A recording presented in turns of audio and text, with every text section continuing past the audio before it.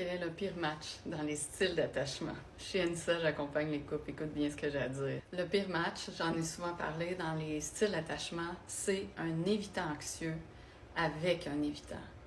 Dans la période des fêtes, si on veut voir des conflits, ça va souvent être eux ou être deux évitants anxieux ensemble. Mais un évitant anxieux avec un évitant, ça va être le pire match. Pourquoi? J'en ai souvent parlé, mais c'est important de le comprendre si on le vit parce que c'est vraiment, vraiment dur à vivre.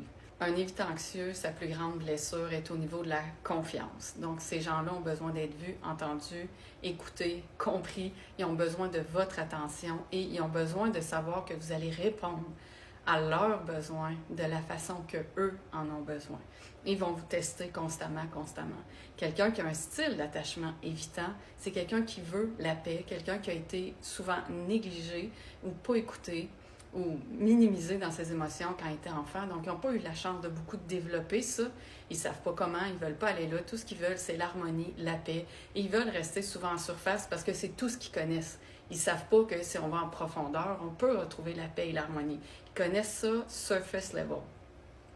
Donc, en étant avec quelqu'un qui a un style d'attachement évitant anxieux, un évitant, constamment, il va se sentir constamment critiqué, il va se sentir qu'il y a tout le temps quelque chose que l'autre personne est en train de gratter et n'est jamais satisfaite. Souvent, c'est un peu plus les femmes, mais il y a beaucoup d'hommes évitants anxieux aussi. Et c'est difficile parce que tout ce que l'évitant veut, c'est s'en aller. Il veut la paix, arrête, lâche-moi.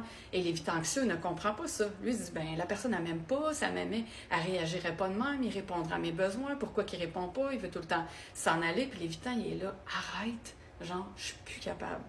Et l'évitant anxieux va pousser l'évitant dans le coin du mur et l'évitant poussé dans le coin du mur.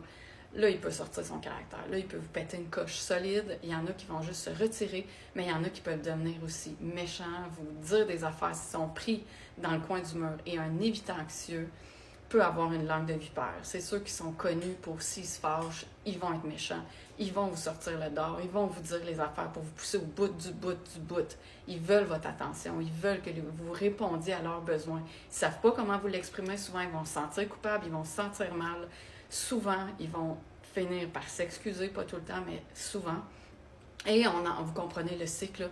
Fait que quand il y a du stress, ça va être pire durant la période des fêtes. Si telle affaire n'est pas faite, c'est pas assez beau, c'est pas assez ci, c'est pas assez ça, c'est pas fait à l'autre façon, ça va péter des coches, l'évitant va vouloir s'en aller, le cycle va être pris. Mais on n'est pas obligé de vivre ça comme ça. Ça peut être différent. Si ça t'intéresse, j'ai une communauté VIP gratuite. Bye. Bonne journée.